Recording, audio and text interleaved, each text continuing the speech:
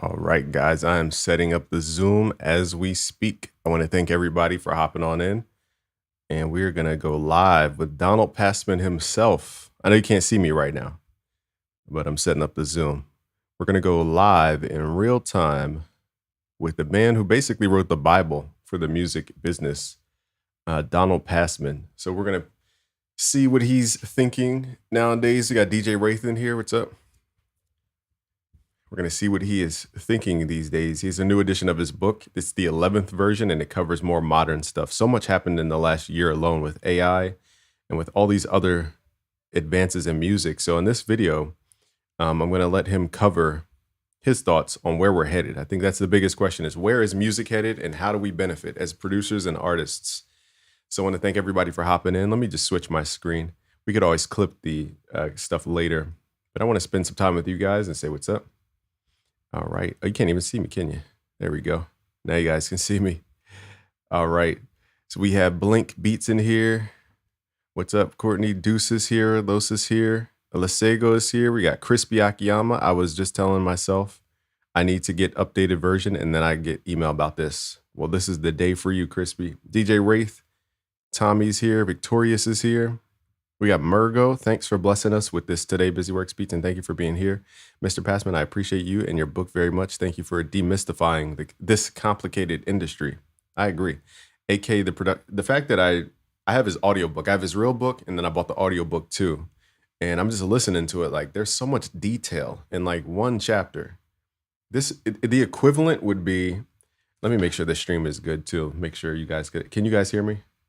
But I guess you can if DJ Wraith heard me. But the equivalent, of education that it would require would be probably 50 courses worth of information stuffed inside a book you can get for like a couple bucks. So this is our paying dues to the man who wrote the book.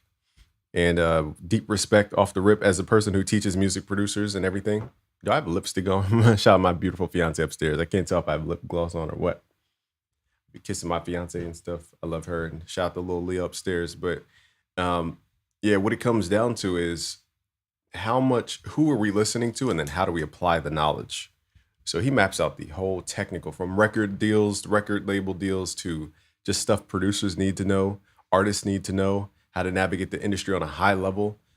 Because I think that if I'm not mistaken, I'm going to ask him part of his public client list. I know he's not deep into clients' information, but I saw somewhere where it says something about Taylor Swift. Funny enough, I've interviewed Taylor Swift's former manager, Taylor Swift's mixing engineer. And if Donald Passman is part of her team in any any sort of way, that'd be interesting because it's just, I just keep coming back to Taylor Swift's camp for some reason. I don't know how that keeps happening, but shout out to her camp. Patrick is here. What's up, Hijack Cloud? I have his book. I got to say, it's so great. World Meta Beats, what's up? Al Roy, what's up? Vlad is here. TF Moody, all in, and I'm chiming in from the city of, I can't read your text, man. All in and chiming in from the city of View. What does that mean? City of View in Texas. Is that Houston? Victorious is here from Twitch. I need to get this book. Only read it in the library. Yeah, he's a goat for sure. Murgo, thanks for, I think I read that already. Murgo says, I also appreciate Passman's point of view as a music lawyer. I often find it difficult to clear answers about the industry from other creative people. Sometimes we need someone with clear answers. Yeah, there's a lot of information, I guess, from experience, which ultimately is the actual key. Like on paper, it could say, yeah, producers deserve X, Y, and Z, but in reality, are they truly getting that? I mean, just because it's on paper doesn't mean it happens. I learned that very quickly. I want to shout out Chris Moye, who was my mentor for some time. We got Donald Passman here, so I'm not going to waste any more time. I'll tell that story in a second. We're live and direct. How are you? How are you? I was just. That's my calendar notice. It used to be a chime, and I missed a couple of things. So once I made it into a rooster, I haven't missed a thing yet. There we go. There we go. You got the light. Are you at the Beatles Abbey Roads Road? Oh, definitely. Yeah. What? I only know that because the stripes in the street. How you feeling today? I'm good. How are you doing? Oh, living life. I was talking to the YouTube chat. We're actually live on YouTube. I don't want to, put you on the spot or say anything, but oh, now we got the record store. Let's go. I Yeah. love it. I want to show respect because, man, I'm a teacher and I try to educate music producers, but the amount of information, I listen to your stuff on audiobook all the time. Rewind, rewind, rewind. I have the physical book. And I say that you wrote the Bible for people who want to understand the structure of the music business. And you did it so well that I said to the viewers earlier, I said, in one chapter, you can rewind it 8 times and learn so much stuff because you have to define new words that you don't know.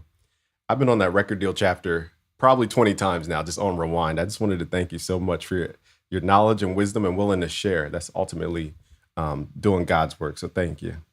Oh, well, thank you. That's kind of you to say. Thank you, sir. But yes, what's on your mind? I mean, I have so many things to ask you, but I want to make sure that I'm power packed in it for folks before I selfishly ask questions. But your take on stuff is future looking. So I want to start by asking you, what with the Spotify news and all this type of stuff, everybody's in an uproar. So what is your perspective on just the Spotify recent news about them, raising the threshold for payments? Well, I think that look, it's a very small amount of money to the overall, but it's not a small amount of money to the people getting it, even if they're only getting $5 or $10 every now and then. I kind of understand it, and I kind of understand that the reason people are going to Spotify is because they want to hear the major artists, the music they're familiar with, and they want to discover new things and so forth.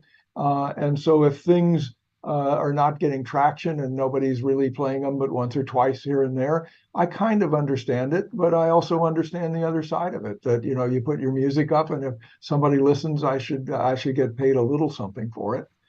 So I do see both sides of it. No, I love hearing that perspective because I think, looking at this phone, it's like you see this side of the phone and I see the other side of the phone, but we're looking at the same object. So we have to appreciate both perspectives. I appreciate you for doing that, sharing that. And I want to ask, the reason I'm asking this is because I've studied AI to a degree. And in my opinion, I think it's creating a new rung to a pyramid to where it's a lower working class, if that makes sense. So how do you see AI and streaming platforms, and what is your perspective on how you see them combining, and is that competition for a musician? Yeah, well, in theory, it is competition for a musician, which is not good. The law in most countries of the world, if not all of them, is there's no copyright in AI material. So anything created by AI, anybody's free to use it, which is kind of an interesting concept. But what it also means is that the digital service providers don't have to pay anybody for it because there's no owner that has a right to get paid for AI created material. So the way that streaming works is that you take the total number of streams in a month, and then you look at how many of those streams were yours, and then you get that fraction of it. So for example, just to make the numbers easy, there's 1 million streams in a month and you have 100,000 of them, you're going to get 10% of the money, right? And that's 10% of, let's call it $1,000. I'm just making numbers up to make things simple. So you'd get $100. So now let's assume that of those streams that month, of those 1 million streams, let's say 100,000 of them were AI, right? So that means that the digital service provider has got 100,000 streams, $100 in our example, that they don't have to pay anybody. So they put that in their pocket, and that means there's only $900 left to pay everybody else. So if I'm diluted by the number of streams that I get, because they're taking AI out of it, and it should really have only been 900,000 streams that I would have gotten a percentage of, my percentage goes down.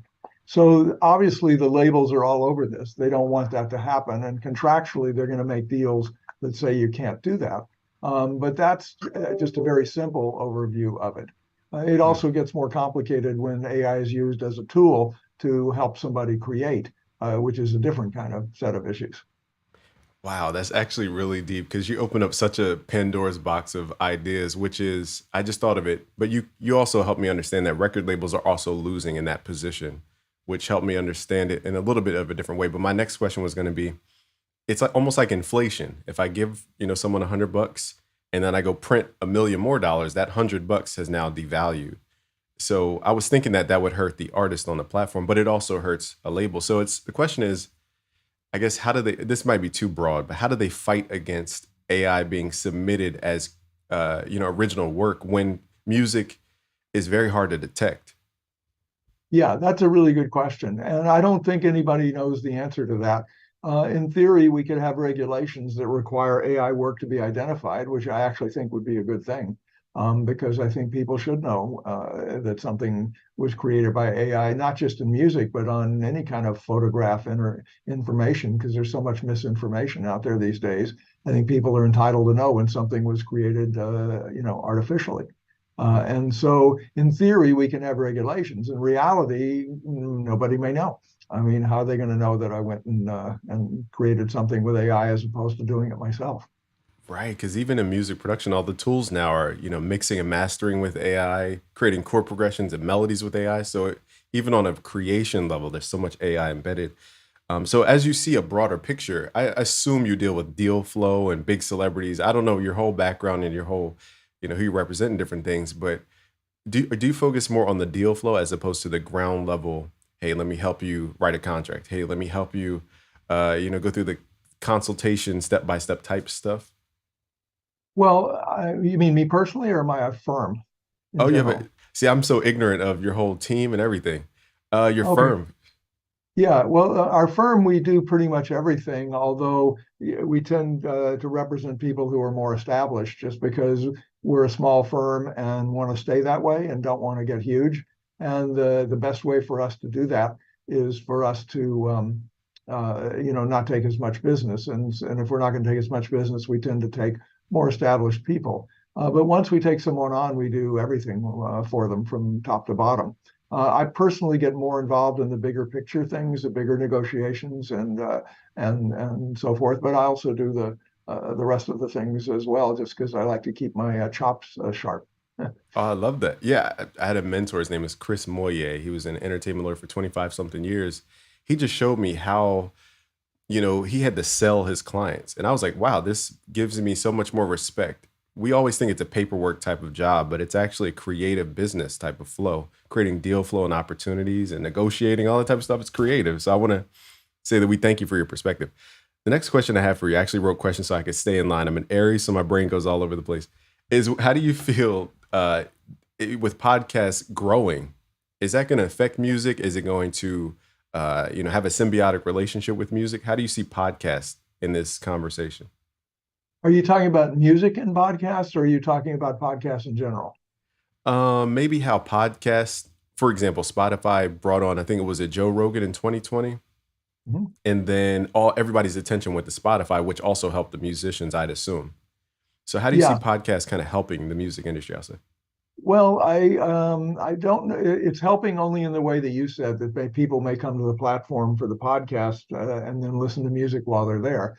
The deals with the labels and the digital service providers don't allow them to dilute the music for podcasts in the same way we talked about for AI. So, in other words, you get paid on the basis of music streams, not podcast streams in there as well. Hmm.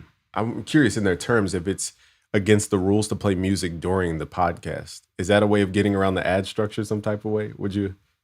It's not against the rules. It's just it has to be cleared legally, and you have to get the rights from the people that own the songs and own the music. So it's complicated and a bit difficult, and there's no easy procedure for it. So you don't tend to hear as much music in podcasts, or if you do, it's like pre-cleared tracks and background music and things like that. Interesting. And I want to help broaden our audience. I think they focus too much on streaming. It's almost like teaching somebody to only do YouTube. I say YouTube is awesome.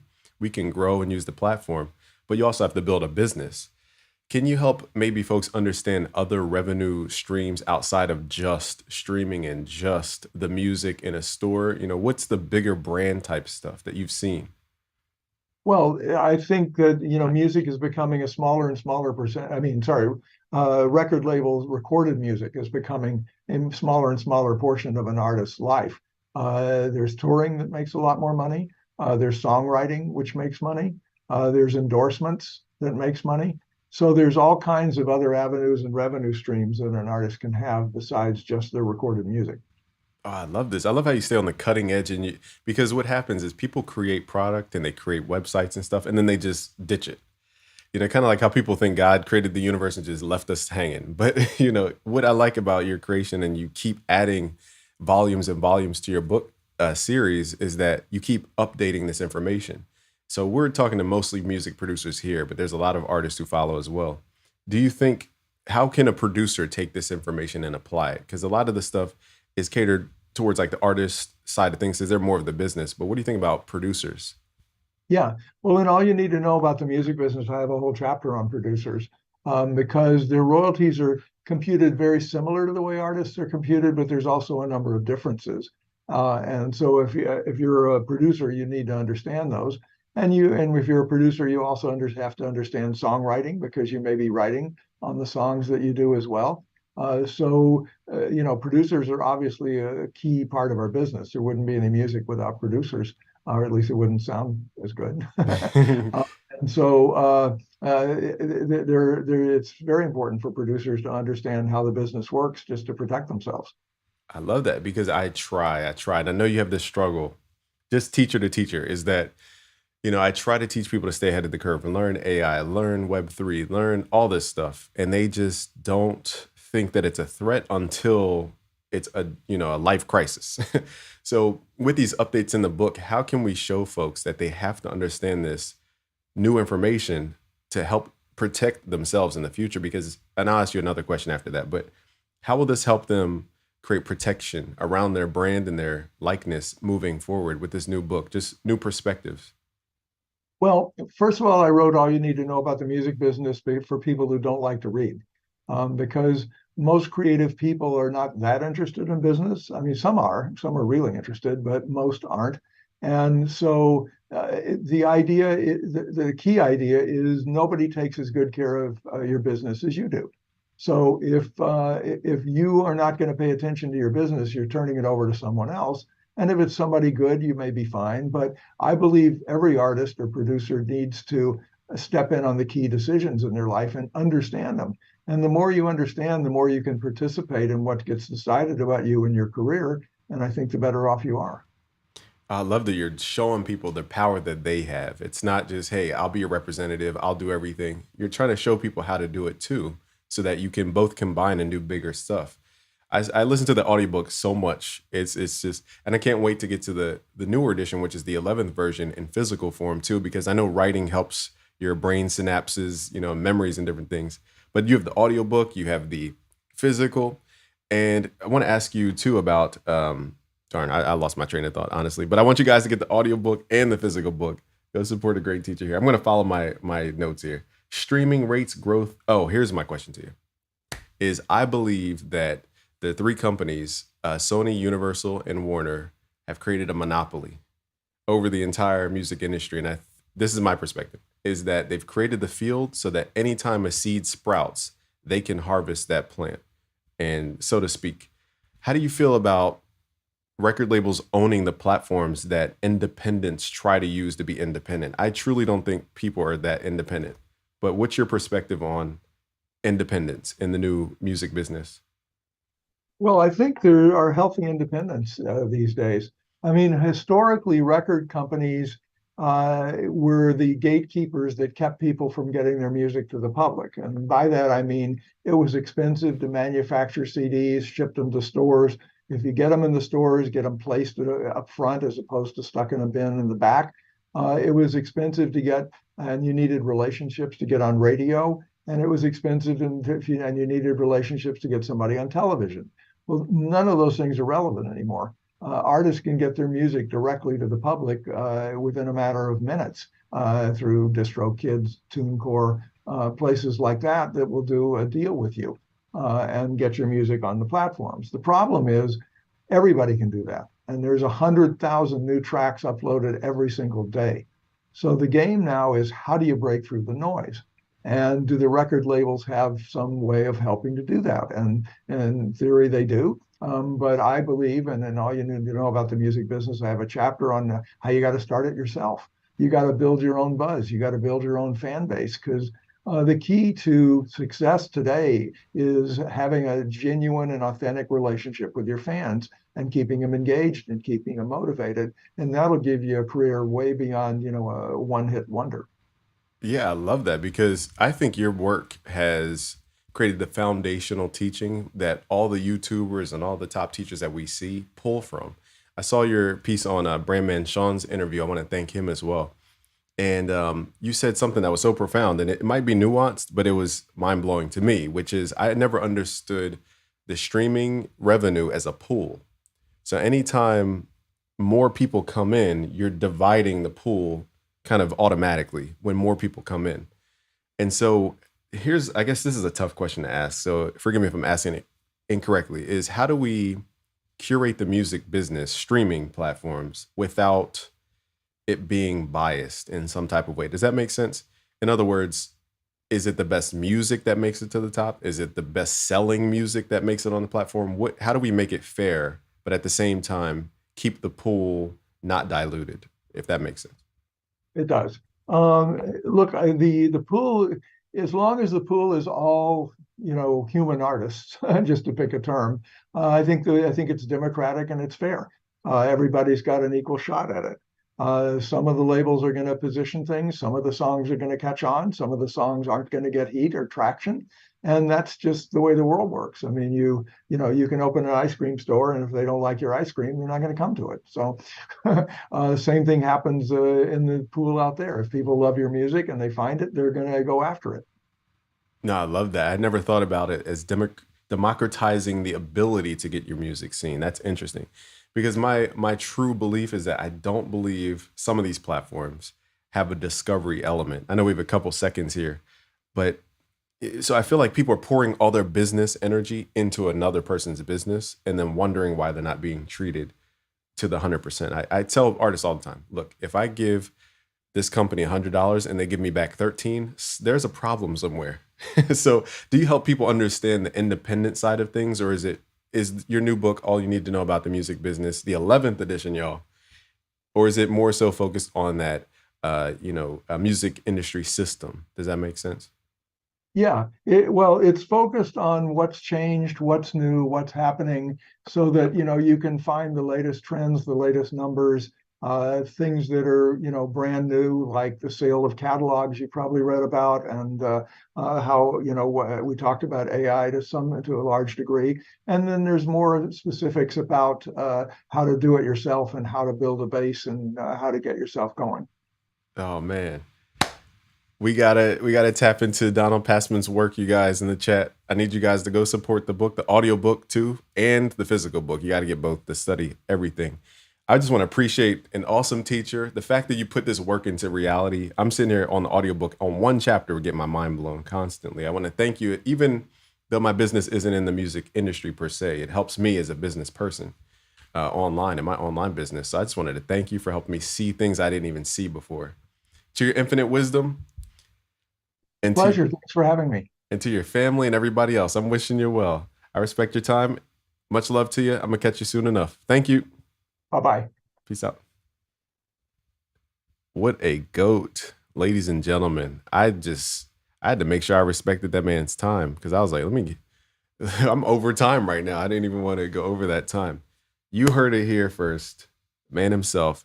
Hearing from him, here are my afterthoughts, and then I'll kind of keep this live short. Is that I'm actually shocked that and have a little bit more confidence in the independence for the music business, because at first I thought the independent thing was a little bit of an illusion, I guess.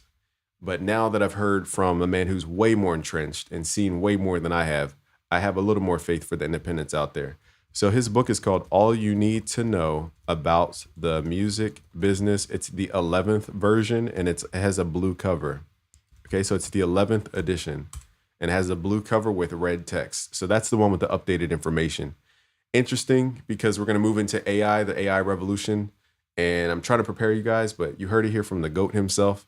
I'm wishing you guys well. We're over time here, but peace out, guys. Please like the video, share with a friend.